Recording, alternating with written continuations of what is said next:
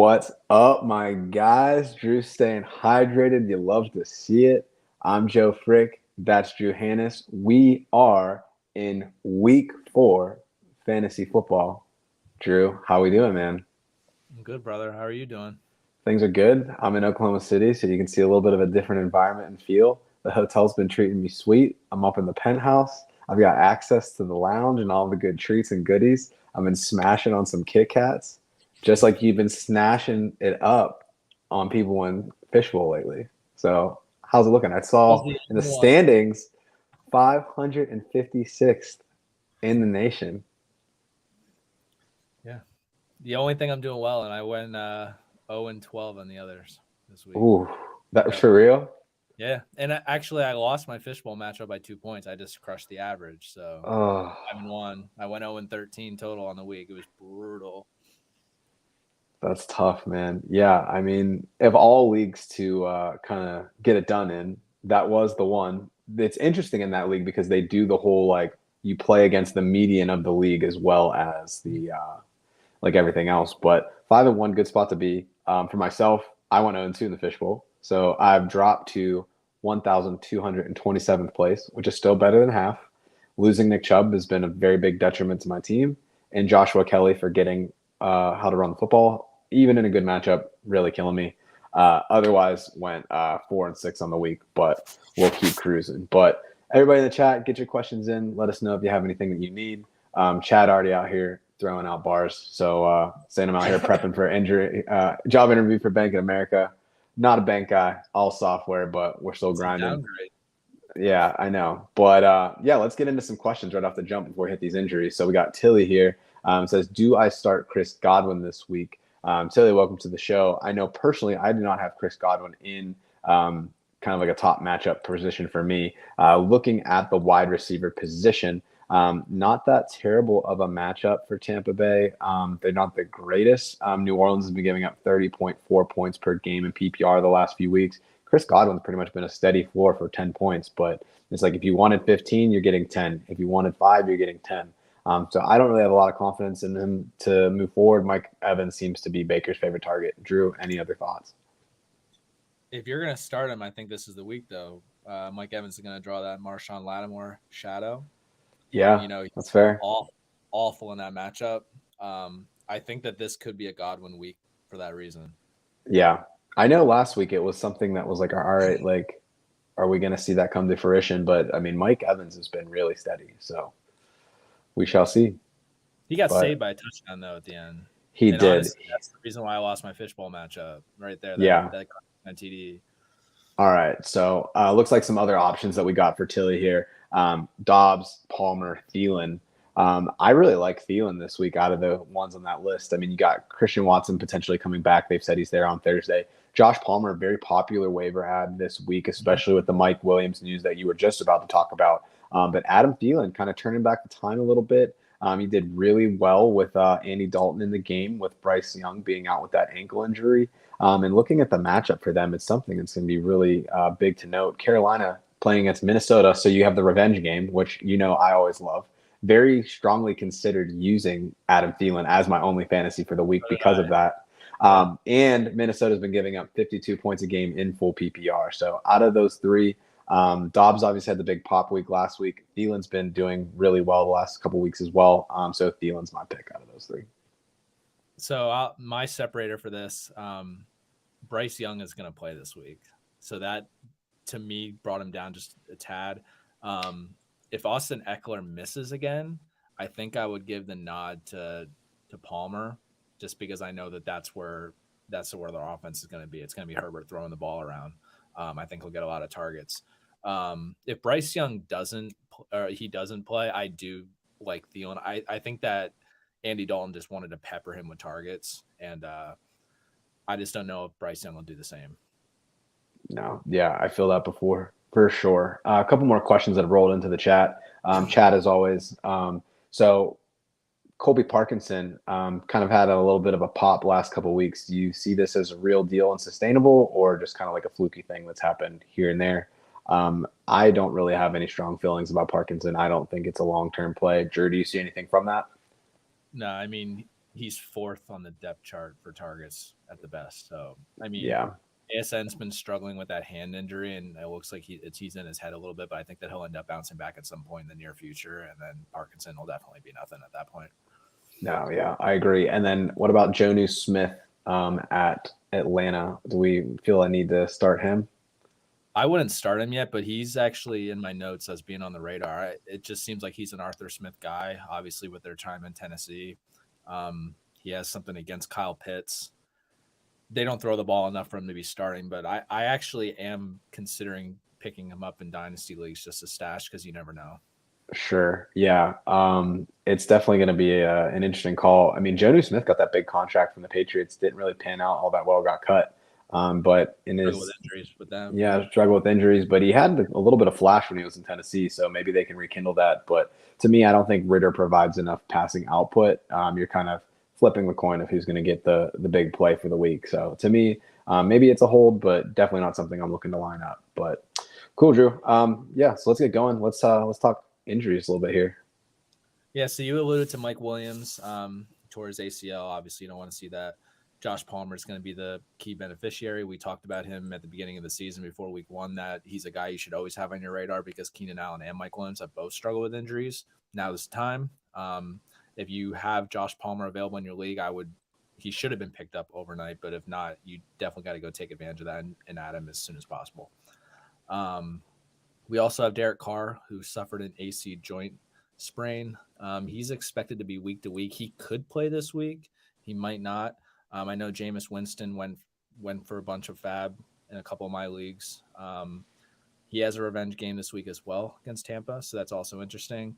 But you might be without him for the next couple of weeks. You might see him this week, so it's something to monitor if you have Derek Carr in your roster. And then the final two injuries, I have Jimmy G and Jalen Waddle with concussions. Jalen Waddle is expected to play. I had him on my list of guys to talk about because he didn't practice the first 2 days this week, but he did practice in full today, so it seems like he cleared the concussion protocol. And the Raiders are also confident that Jimmy G will clear the protocol, but it's still something to monitor because you know how concussions are non-linear injuries. So you could think that you're in the clear, and then you can pop up with a headache and end up back in the protocol again. So it's something to monitor throughout the week. It's crazy to me, like, of all the things that Jimmy G came out of that game with, it's that it's a concussion. Like, when he had that, like, was it the end of the first half where he got kind of, like, contorted by TJ Watt, and it was like he basically got bent, like, almost like folded like a piece of paper. And then it's like the fact that he comes on the report with a concussion was very surprising to me. Yeah, and people are saying it was from that Minka hit, which to me, it was real weird because it didn't even really look like his helmet hit him that hard. It looked like it was mostly shoulder pad. Yeah. He didn't look like it was that big of a hit, but, you know, he did end up in the protocol, so we'll see how it goes. No, yeah, we'll see what happens. Just one more note that I did want to make about the Mike Williams injury. It's like there's a lot of talk about what this is going to mean for Quentin Johnson. They've really been trying to slow play him a little bit, but obviously in the competitive AFC West, they might not have that luxury anymore. Very raw prospect, trying to work on like the route running, kind of getting accustomed to the game. Josh Palmer played pretty much every down that they had once the injury happened, 11 out of 13 snaps in every pass play. To me, if Quentin Johnson is someone that's out there that cleared waivers, definitely somebody that I want to stash. First round pick, probably the biggest athletic freak, I would say, of that draft class. JSN was kind of like the all-around great player. You had with Zay Flowers, it was like route running technician, ability to get open. And then Johnson was kind of like that physical freak.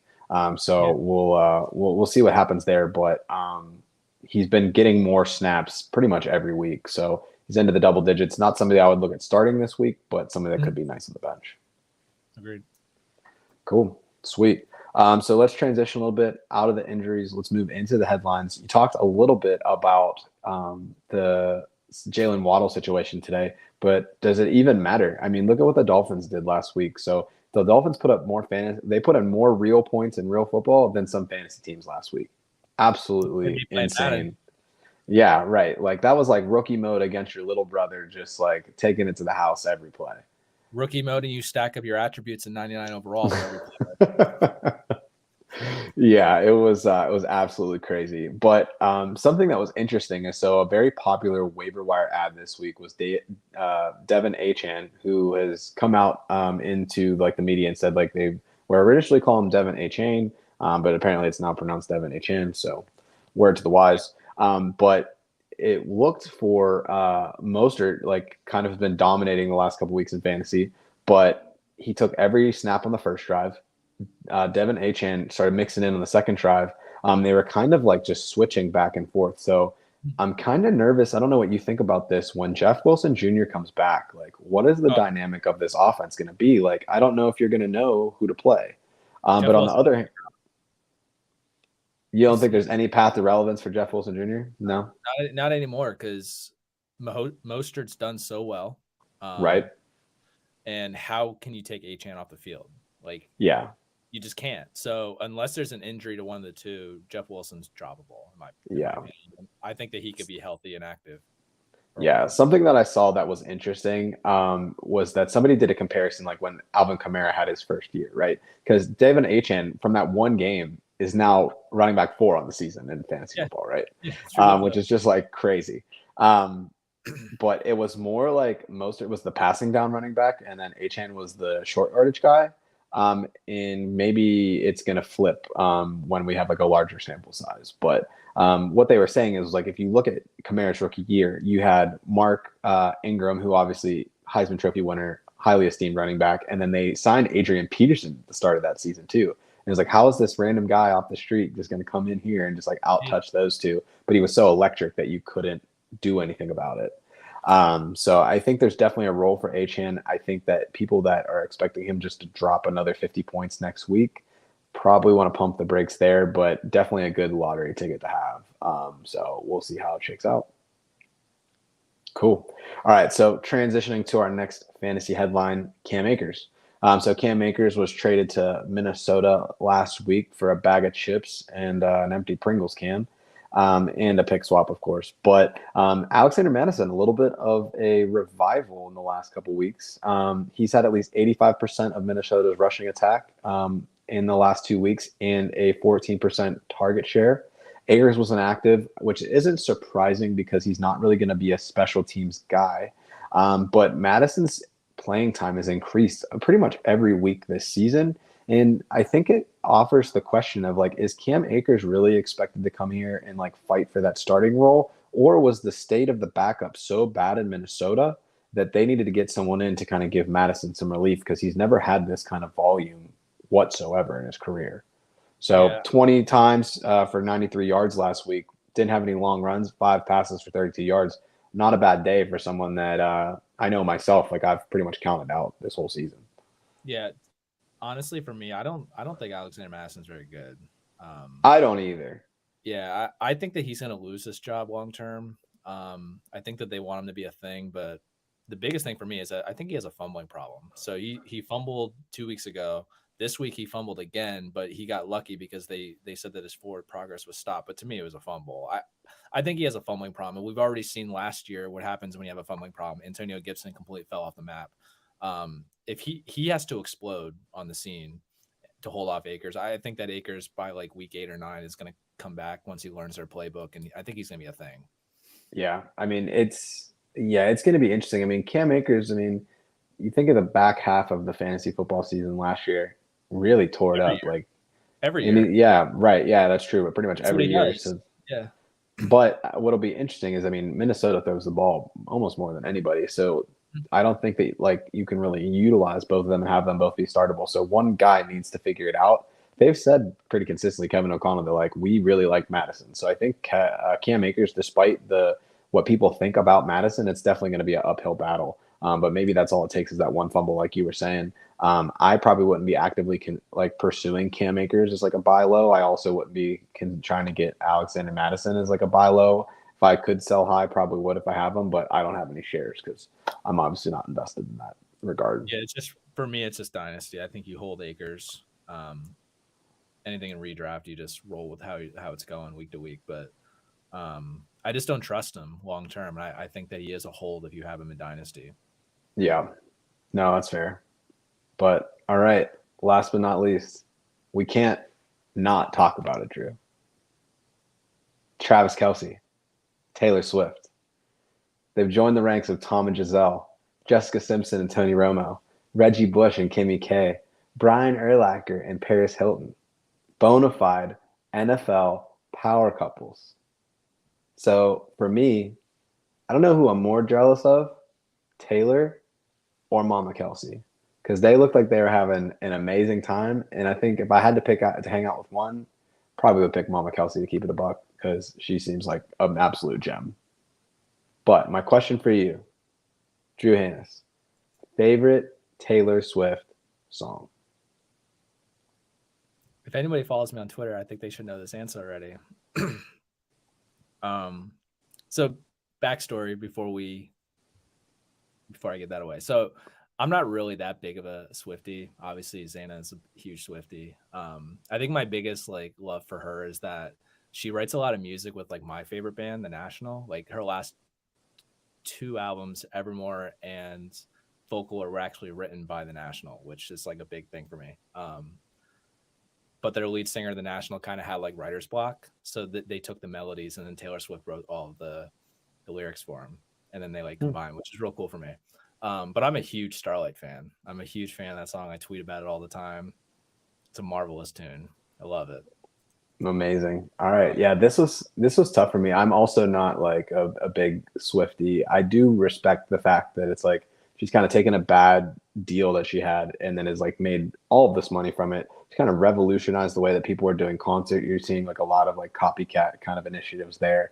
I really vibe with the early era stuff. So like Our Song, Tim McGraw, like all of those things when it was more like the pop country. So when I got to like my final three, I was with between Blank Space, Love Story, and Our Song. But I think ultimately I'm gonna have to go with Blank Space. Great song, partied very heavily all throughout college with it, and it's just like you hear that first little like beat drop, and it just sets the tone, and it's Yeah, magnificent. all the commentators in the NFL though, are like ruining Blank Space though, because every single time Oh yeah, he's open they in like play a the zone ball, coverage. yeah, Yeah, it's like he's opening blank space, or if when the Bears didn't have any points, they just kept saying that they were blank space. Like it was so annoying. yeah. Super creative, but excellent all around. But my thumbs are getting a little itchy. I'm thinking we should do a little bit fantasy football Tinder. So let's get after it and see what we're kind of dealing with Wow, here. it's very nice. All right. Whoa, soundboard popping up on the screen. Love to see that. Nice. Dope. Cool. All right. So first profile that we're gonna tear up is really about our boy Zach. So if you haven't done fantasy football Tinder before, the way that this works is that we've got a couple of different things that we're gonna look at throughout the course of the fantasy week, and trying to get some feedback. We're also going to post this up on Twitter. So if you're not following us, give us a follow at AT412FF Show, and you can kind of join in with the game here. So kind of like in this example, does Zach, like, can he tear up the dance floor? Anybody that knows anything about Zach is that he's always laying it down. So me and Drew obviously going to give the swipe right on that. Super like if you can, but I'm not going to pay for that because I'm a married man. But if you're unfamiliar, maybe uncultured, maybe you've never dipped into McFadden's in the late nights of a Pittsburgh pregame on a Saturday evening or been to a wedding in your lifetime, then you wouldn't be able to be blessed with that. We'd swipe left. So let's jump into our first profile. So this profile is a 2-for-1. Just two buddies looking to have a good time.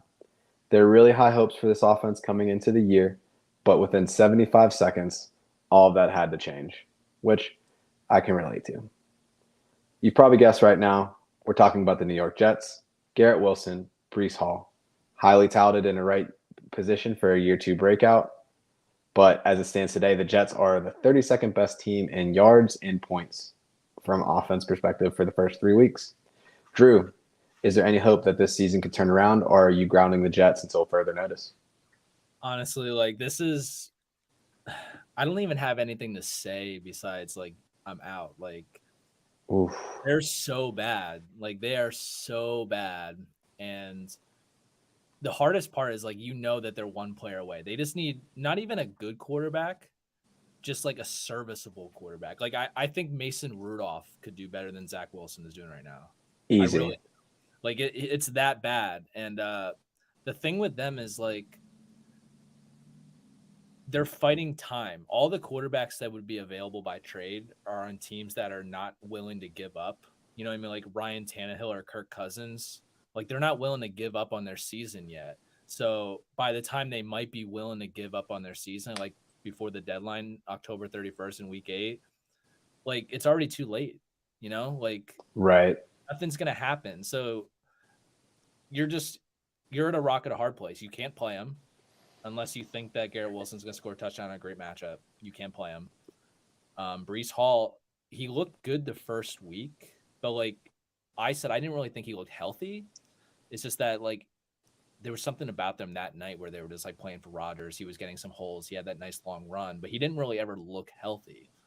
And there's no point in worrying about Zach Wilson throwing the ball. So he's facing more than stack boxes. Like everyone's up there. And you don't need to even worry about, it's like there's just nothing. There's just nothing to think about with these players. Like you can't play him. Garrett Wilson's a lost cause for this year. Breece Hall's gonna be a lost cause. Dalvin Cook isn't doing anything, and he's supposed to be the healthy one. Like they're just so bad, and you can't trade them either. Like who are you gonna get for any of these guys? Yeah, I mean, next week is like an obvious sit. So I'm definitely grounding the Jets for now. So I'm also a swipe left. They have the Broncos in 2 weeks. Yeah, but you could play him against. Well, yeah. So you have Kansas City this week, obvious sit. I think Breece Hall is potentially a buy low with getting a get right game in Denver. If you have them, I would strongly consider after that Denver game, like flipping them out. And then from that, it's like, okay, like, right? Like just 1 week and then toss them again, like. No, yeah, for sure. But I just don't see like with Zach Wilson under center, like how you start Garrett Wilson, which is crazy because Garrett Wilson, if you look at his target share, 27.8% week 1, 32% week 2, 32.1% week 3. Sadness, 100% every time. This is the thing about like fantasy football, like analysts though, like they'll just look at the numbers, but then if you don't know anything about football and you just, he has a 30% target share, you have to play him. But like the dude cannot play football. Zach Wilson cannot throw a football. Like you have to like balance both sides. Like you just have to, it sucks because like you're giving up essentially, but like there's nothing I could think of to even do with these two. If I had to pick between one of the two, I would probably want to buy low on Breece Hall. He was splitting a lot of early down work in the early days of the kind of like the season with Dalvin Cook, but he started to take more of a role with that. So for me, it's like, all right, like we're seeing that Breece Hall is starting to get more work. The problem is last week, minus 0.3 yards on average before contact per carry. So it's just like, all right, like what are we looking at here? Like, how do they get this offense moving? Even like, I would think like trade for like a Gardner Minshew or something. Like there has to be a better option than what you've got out there. I just don't know that there is though. Cause think about it. Like they cannot trade their first or second round picks. No, because they're tied up for the Rodgers. Yeah. So the best third. You could technically trade the first because since Rodgers didn't meet the playing requirements, that deal is only a second. They're not allowed to do that though till after the league year. Like we know they're not allowed to trade that pick. I got you now. Yeah. Has to start. So like they're not going to be able to get anyone for a third that is serviceable enough to, like what's the point of even giving a third if you don't think you're going to go to the Super Bowl? Like you have to get a player that you think is going to take you over the edge. And no one's going to be available to do that. It's just like they signed Trevor Siemian. He's just a guy. Right. Yeah. I mean, that does nothing for me. Yeah. Like there's really nothing out there for them because the teams that they could get someone serviceable for are still going to try to win till week 8. And at that point, it's going to be too late. And they're going to be like, why would we give up a pick, give up capital? They're also right up against the cap. So, like, they can't really take on any more money unless they move money around. And I just don't think that they're willing to do that. I think that they're accepting the fact that this is a lost season. They're going to roll over as much money as they can into next year because Rodgers essentially has said he's going to be back based on, like, his subtext from his surgery. Sure. Yeah. I just think that they know that the backs are up against the wall. They're just going to ride out this season, probably get a decent draft pick in the first round to get an impact player for Rodgers next year. Sure. And they're just going to come back around next year. And, like if you have him in Dynasty, I try to buy low if someone just doesn't believe in them long term either, because you never know. Like if they think that Rodgers is gonna, retire, they're gonna look at the state of this team and then they're gonna be back at square one in the quarterback position. Maybe you can get Garrett Wilson and a Breece Hall as like a cheaper price. Right. They're great players to have in Dynasty, but like this year is essentially a lost cause for them. We're not even getting subpar play from Zach Wilson to even make them flex options at this point. All I can say about them before we take some comments from the chat is that just seeing Garrett Wilson, who's so talented, this is how my heart feels right now. Yeah. And it's just depressing. Think about the one touchdown he had though with Zach Wilson, where he had to essentially throw his arm up and tap it to himself. You just can't count on that stuff. No, yeah, it's definitely tough. All right, so George Cook, question for us, trade question. So welcome to the show, George. Glad that you're here. Would you trade Tony Pollard and Christian Kirk for CMC half PPR? I'll let you go first on this one. All right, so my initial gut reaction was that, yes, I would do this deal. I love Tony Pollard. Christian Kirk is in an interesting offensive predicament where there's just a lot of weapons in Jacksonville, right? So he's kind of popped off lately with the Zay Jones injury, but we're not really sure how that's all going to kind of pan out. Obviously, following the money, you'd think that he would get a lot of stuff on that regard. But CMC, he's had a touchdown every game for like the last 18 weeks. Predominant offense.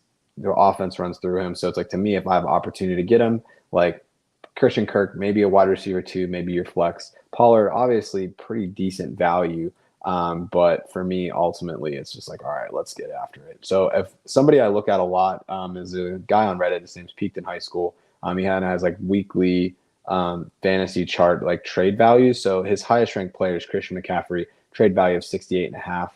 Tony Pollard's actually not that far behind. So it's a 64, right? And Tony Pollard's been playing really good. I think what's been interesting in the last couple of weeks is that CeeDee Lamb, like we talked early, like he's going to be the focal point of that offense, but they're really running everything through Tony Pollard. And CeeDee Lamb like has been finishing outside the top 30 twice so far early in the season. But if we're looking, let's say, at Christian Kirk, a value of 11, so it's a little bit of an overpay, but it's not that crazy. So I think it's decently fair. It's just how confident do you feel in CMC's ability to stay healthy when he historically hasn't. So I probably would take the deal. I feel like you're selling high on the Kirk production, getting off that roller coaster and getting the best RB in the game. I personally prefer the Pollard side. I think that Christian McCaffrey is the best running back in football, obviously, but I do think that Elijah Mitchell's still going to continue to eat into that a little bit. He missed week 2 with an injury, came back week 3. He had a few snaps. They're probably using him back in. They have Super Bowl aspirations, so they're not going to run him into the ground long term. Fair, yeah. And I think that Pollard, like he's the only guy that they have running the ball. Rico Dowdle, right? Good, handcuff, but Pollard's essentially the guy. So I don't have any concerns about him breaking down long term or losing snaps to someone else. So I think that they're essentially the same value, but I know that Pollard's going to be the guy, and I think Mitchell's going to still continue to eat in the CMC's role. So I kind of prefer the Pollard side. Interesting though with the Christian Kirk thing, like the Jaguars have been terrible on offense. Like they're like 31st in EPA. Yeah, something that I saw interesting on that, sorry to cut you off, is that Trevor Lawrence has actually been, if you look at like his percentage of passes that have been like an accurate ball, like he's led the league. So I think there's been a lot of bad luck that has happened for the Jaguars so far. So Trevor Lawrence, somebody who's I looked at drafting as kind of like a later quarterback option who's been rather disappointing so far to date. I think people are probably going to get pretty frustrated, but I expect to see a positive regression just looking at the way that he's passed relative to like the stats that they've had so far. So I think team that had a lot of preseason hype that hasn't lived up to it quite yet, but I think that they are going to ultimately right that ship. I think the question for me is it's like Calvin Ridley. He's honestly struggled since week 1, which it's kind of been a surprise just how he fared after that. But yeah, that offense is kind of sputtering. Evan Ingram has maintained a pretty solid role on that offense. So to me, it's like you're very greatly limiting the upside because there's not one true dominant player in it. Evan Ingram has had the most reliable hands on that team this year, which is insane to think about. Yeah, that's kind of scary. Yeah, he's a standalone top 5 tight end for me moving forward. I think he's a must start. But Lawrence has been kind of, up and down. It's kind of interesting. It's not all just them not catching the ball. He's had some poor throws from.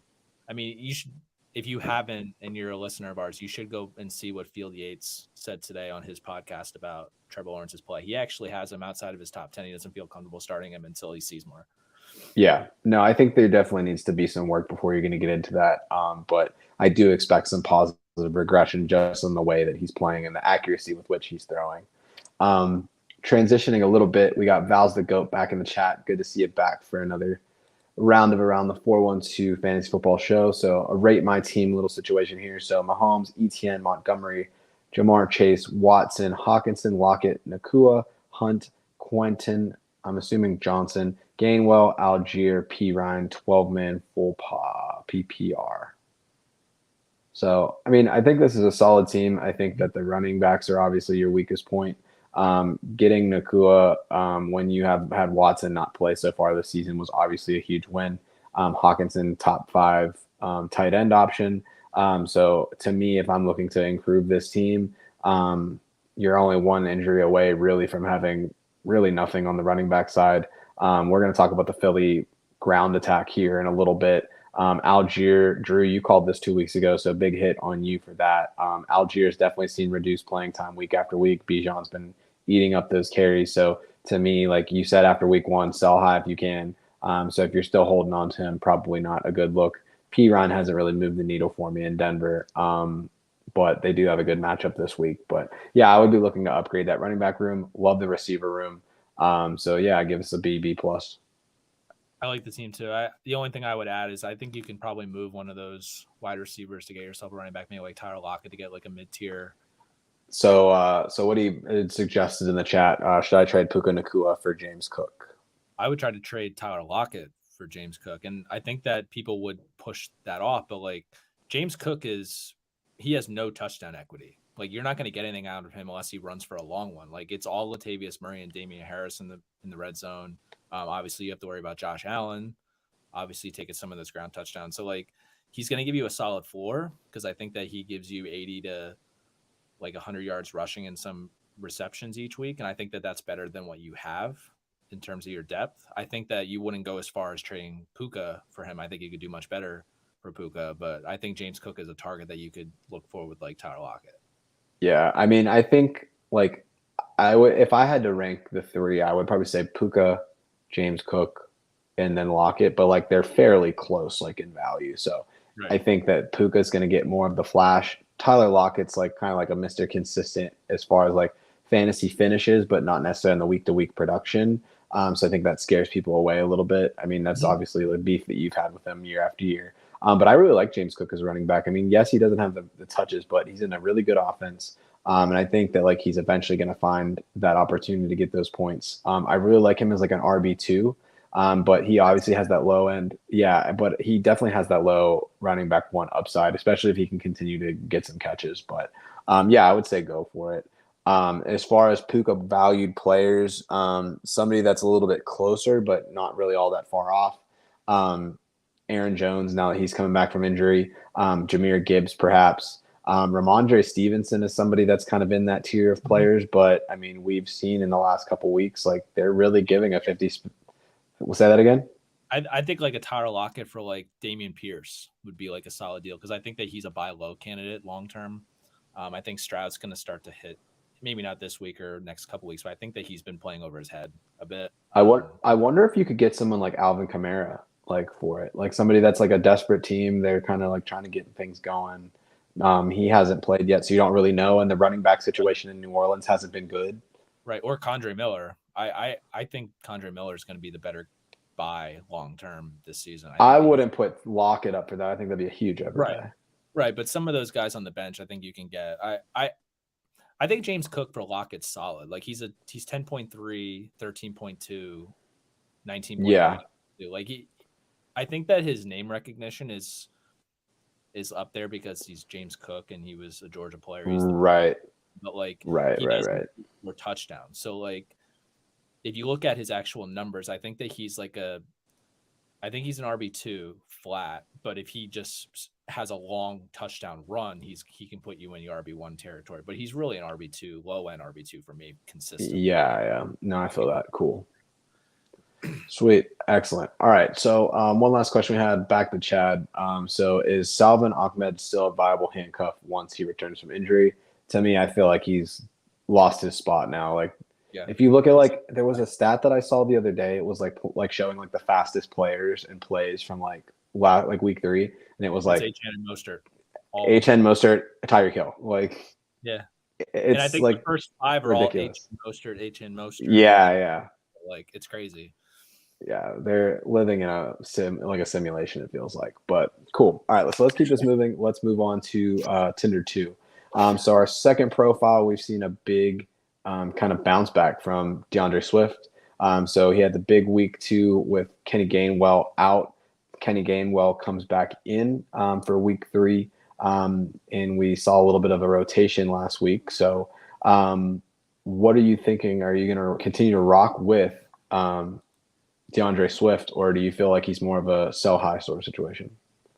I'm fully invested in the selling high of DeAndre Swift, and there's a few reasons why. First of all, I live near Philadelphia, and I've been hearing it for years. They are definitely a 2 running back team. They are gonna try to utilize Gainwell. I still think he's nursing that injury, so he's not getting as many snaps early on. He's getting more garbage time to be worked back in.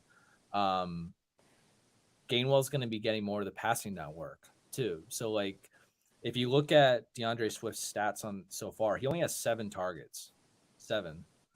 And he's typically a guy in fantasy that you're looking to get like 70 targets, and you think that he's like an high upside RB2, RB1 based on that kind of volume, but he's not getting that. And it's not going to happen because Gainwell is going to be their guy in passing down work, but he also has to follow AJ Brown, Devontae Smith, and Dallas Goedert. And then the biggest thing for me, how many carries do you think has been his max in his career in the NFL? I think 17. The amount of carries in a season, like how many carries? Maybe 130. His max was 151. It was once, and then he's typically been like in the low hundreds range. That's not what you're going to sustain long term. He has 45 carries already. That's essentially 7 carries a game the rest of the way that he has a gap for. I don't see him actually exceeding his carries for the year. And if he's not getting the passing down work, where's his production going to come long term? No passing. Yeah. He's not having enough carries. Like he looks really good. I think he's a heck of a player, but the Eagles don't need him to be a good fantasy option for us. They just need him to be there for the entire season going into the playoffs. They're looking to go on a deep run as well. I think that his ceiling for trade value is right now. And I think that if you want to get something out of him long term and help your roster, I think you need to trade him now. I think that you're asking a lot of him to basically reach career highs across the board. Going. I feel that. Yeah. I mean, for me, like, I really liked DeAndre Swift last year. Like, he was somebody in that like 3rd and 4th round turn that I was like, ooh, like if I can get my hands on him, like I'll feel really good about it. But it's interesting that you bring up like the way that they utilized the players last in that Monday night game. So it was like Swift got the start, but then they did like a rotation by quarter. So it was like Swift was like the primary like 1st and 3rd quarter guy, and then Gainwell was like the 2nd and 4th quarter guy. But then Swift, in my opinion, I thought he looked a lot better than Gainwell did. And I think it's just like from like pedigree, like he obviously has that too. But it reminds me like, so you were just saying about like James Cook, how he is like a RB2 that doesn't get a lot of work like at the goal line, like, and it's like, all right, like he has that vulture. Swift is in that same problem, except he also has somebody that's eating into half of his snaps, like outside of that too. Right. So that being said, I am going to buy on Swift. I think he's been dominant. I think that he overtakes Gainwell as far as like that opportunity. Jalen Hurts is still going to get all the 1 yard kind of like tush push touchdowns. But I mean, I don't see Boston Scott coming in. I don't see Penny. Like you can, if you have anything to do with him, like please get him off your team. Yeah, but I think that like they're going to continue to move towards like Swift taking maybe like a 65% role. To your point, he hasn't had the volume there all the way. But he looks so good that it's just like, all right, like he feels like a player that like you could get for cheap, especially in the drafts. He has the talent, he just hasn't been able to put it together and stay healthy. And like, I'll take that risk. The thing with him too, when you said the health issue, like if you look at his numbers, he's played like 13 games like in his career each season, but like he always misses a lot of time like in those games. Like he'll start and then he'll leave early. And that happens with Deontay Johnson in that. Like Deontay Johnson's had an issue with that a lot. He usually doesn't miss a lot of games before this injury, but he'll like leave games early. I just don't see Swift. Like you would want to see him have 200 carries at least, right? Like for him to pay off what we expect him to pay off at his current value. And I just don't see him hitting that mark this season. Yeah, it just, for me, it's like in fantasy, like you can get really complicated with how you approach things. And to me, it's like, all right, just give me players that are on good offenses and like hope that they figure it out. So it's like, I'm willing to take that risk and like see where it lands. I guess guys that have Swift, throw like offers in the chat, put him on the block and to see what you could get. Cause I think that there's players out there that, you know, like based on how he looks, cause he looks great. I think that you could get guys that you'd be surprised about. And if there's safer options out there at that, like with that type of talent and production, I think it's something worth exploring. But I love him as a player and I want him to do those things. Yeah. Like we're basically asking him to set career highs in a lot of categories. And then like he's setting a career low in like the main category, which is the passing down, like the passing work. Right. Yeah. Yeah. Cause I mean, that was the upside. And what's interesting about Jahmyr Gibbs too, is that they pretty much got rid of Swift and then spent a really high value pick on a new version of Swift. And then they're misusing him just like they did with Swift. Mm-hmm. It's just, it's very interesting. But I think if he gets healthy, just the last point, I think this could be like an Alvin Kamara, Mark Ingram situation where they start alternating drives and stuff, you know, like just to keep them both healthy. With if he's producing the way Alvin Kamara did during that time, like great, like that's something you'd want to keep. It's just that what are the odds of it happening is really my point. Sure. Like I just don't. No, yeah, I hear you. Cool. All right. So before we transition into OnlyFantasy, we have a starter sit question. So what two players are you starting out of not Cameron Sutton, unless you're in an IDP league? Cortland Sutton, Tank Dell, Nico Collins, and George Pickens. So last week. He did. I mean, he's outperformed Judy. And what's his name? Mims. Matchup is great. Mims, every time he touches the ball is electric. They won't put him on the field. So I do like Sutton. I mean, he was the guy, the talk of like when Russ got there, that was who he had that relationship with.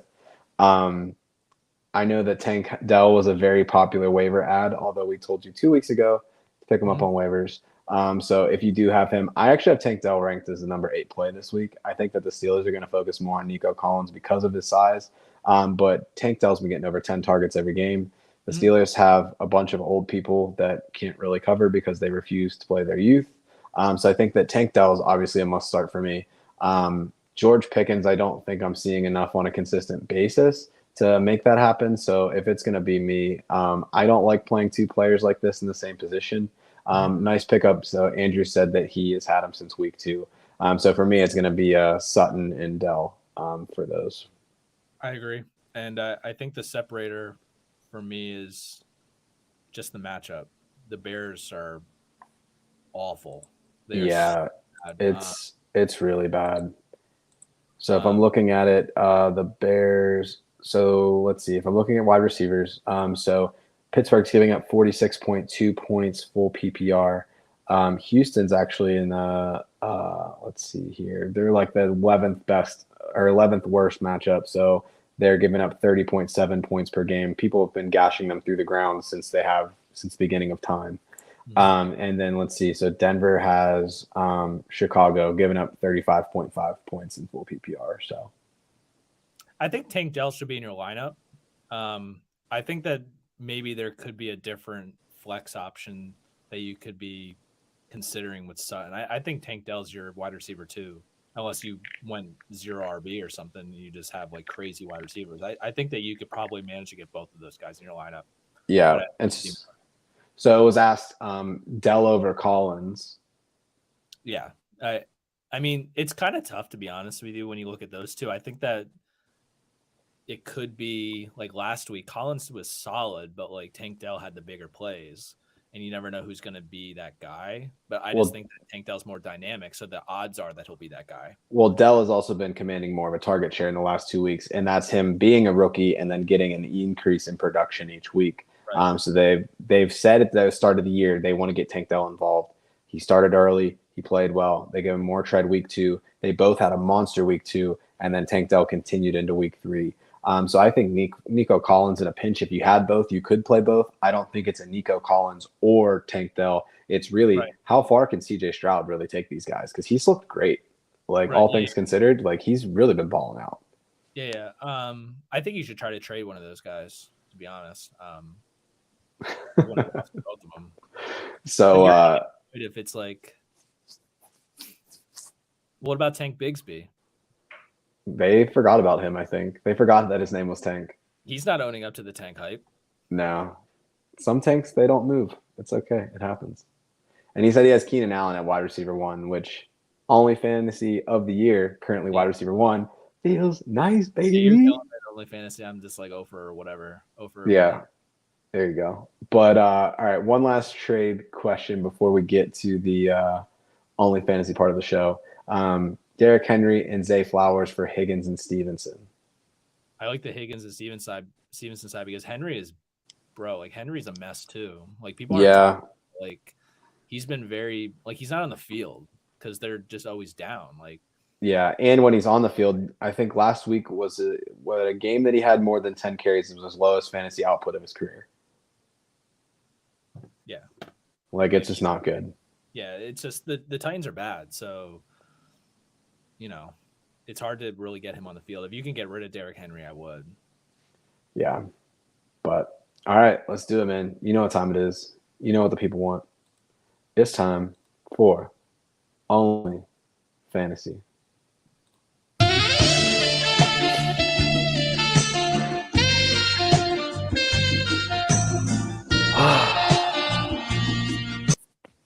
It's getting hot in here, man. But the only thing that's more hot than this room right now is Joe Frick in Only Fantasy. Amari Cooper, 7 receptions, 116 yards, 1 touchdown. Should have been 2.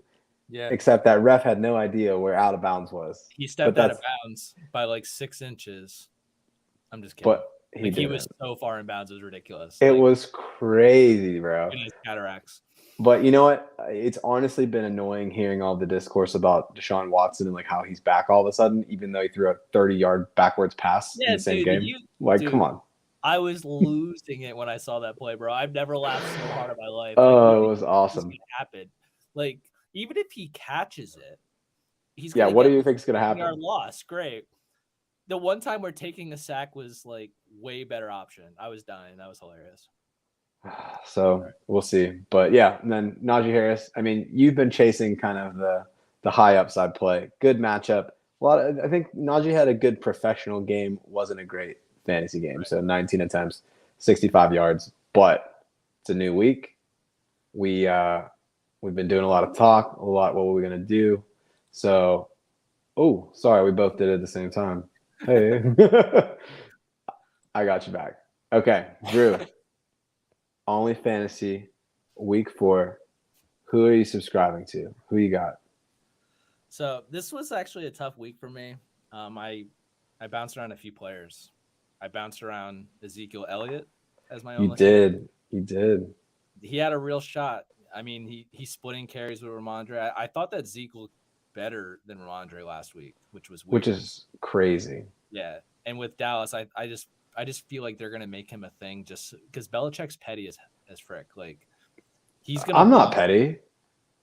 He's petty as frick, not as Joe. Okay.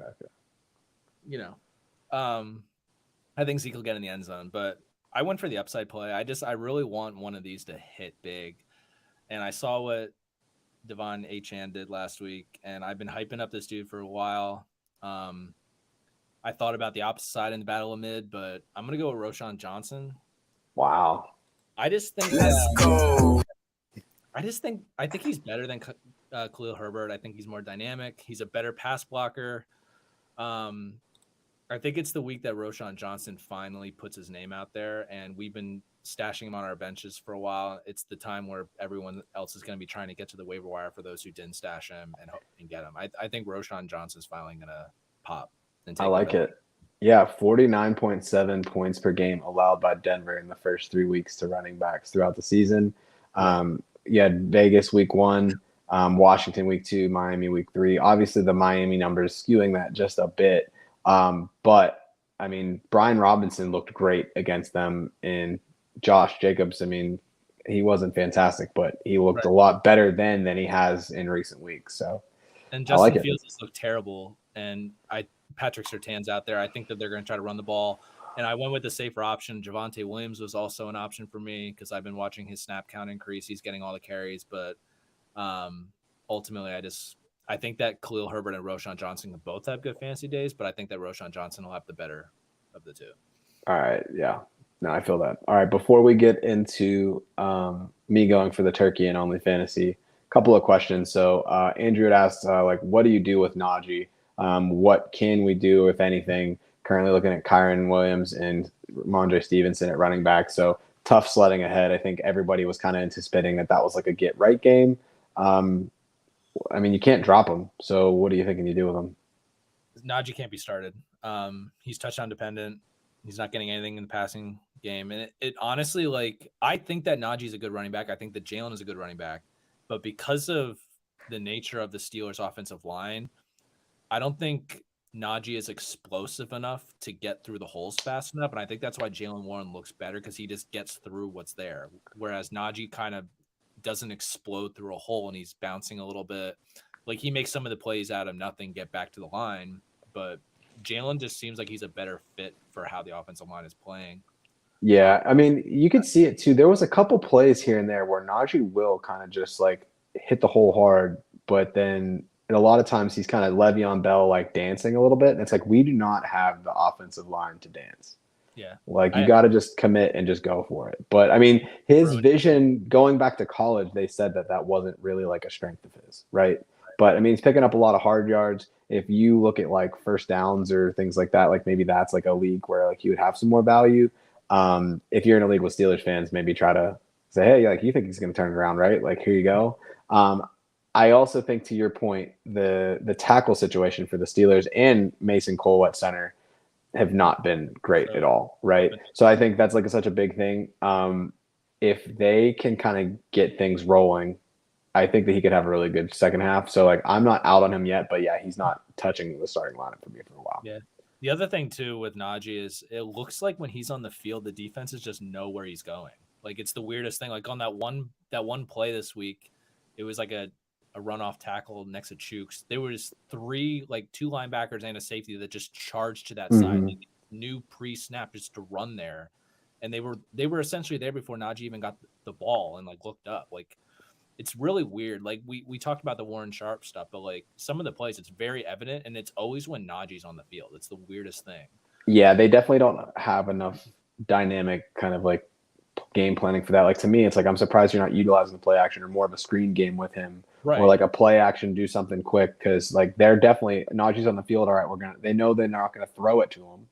Yeah. So then it really makes it easy. There's no one in the middle of the field. No, because everyone charged. It was crazy. Yeah. All right. One last question here. Stephen L., welcome to the show. So should I start Jerry Jeudy, Slant Boy, which I imagine is going to be Michael Thomas, or Hollywood Brown? Let me look at that matchups again quick. Yeah, I don't really feel great about any of those. So let's take a look at the matchups for the week. So Denver has kind of a middling matchup. Chicago, 35.5 Hollywood's points. out. They got the Niners. Hollywood's out. They got the Niners. So then that leaves you with Sir Slant Boy himself. I'm trying to find. Yeah, San Francisco is going up 31.9. And then you got Jerry Jeudy. So we already did that one. And then Michael Thomas. Let's see. New Orleans, 39.2 fantasy points per game. Have they said anything about Derek Carr, Jameis Winston for next week? Yeah, so Carr's week to week, so we're not going to know if he's going to play till later in the week. But I expect him to probably not play. I think it'll be Jameis. Judy has the best matchup, but that's the battle of mid. Like this game, the only thing I'm worried about with Roshan is like this could just be like a crazy low scoring game because both teams are just so bad. I kind of like Michael Thomas the best out of the three because he's actually getting solid volume. I gotta look. But I would actually just take Marquise Brown because he has no other competition. Like they're not playing Zach Ertz as much as they had at the beginning of the year. Like Josh Dobbs has somehow looked like decently competent, but like Judy, like he hasn't really been the guy. Michael Thomas, I don't feel great with a backup quarterback, even though it is Jameis Winston. So I'm probably going to roll with the wide receiver one. Yeah, well, the 49ers, they're giving up 32.9. So they're all like relatively similar matchups from just like a points perspective. And Arizona tradition just on the Rams game though, where Puka and went nuts. Like, is that inflated if you take that game out? Let me look real quick. I can tell you. Let's see. I'm gonna look up Michael Thomas quick too while you're doing that because I think he's actually playing better than what we expect, and I think that he might be. Okay, so we're talking about the 49ers. Where are you? Michael Thomas the last 3 weeks, 8 targets, 9 targets, and 9 targets. Yeah, that ain't bad. It's just me. It's more of a question of like once Winston came into the game, he didn't play all that great. Right. So let's see. You think he could do it on a full week prep though? In a revenge game? Maybe. I mean, it can't hurt. I mean, you know he's going to sling it. Yeah, exactly. So it couldn't be that bad. It definitely looks like there's a little bit of skew, but also like to balance that out, they played the Giants in week 3. So it's like you had the big game with the Rams, you had the low game with the Giants. I think you had Allen Robinson put up 11, George Pickens put up 8, Deontay put up 7.8 before the injury. So I think that like 30, 35 point floor from the wide receivers is fairly accurate.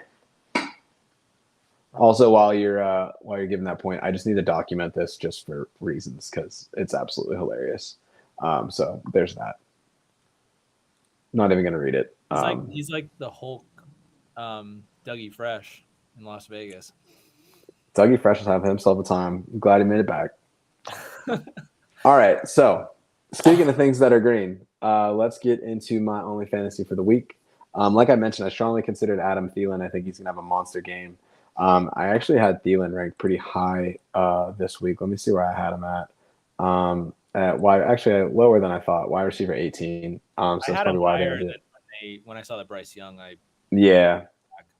But okay, so the player that I picked for this week, ultimately Luke Musgrave. So in week 2, 88% of snaps, 85% of routes run. He continues to play so many snaps, he had 6 catches on 8 targets for 49 yards.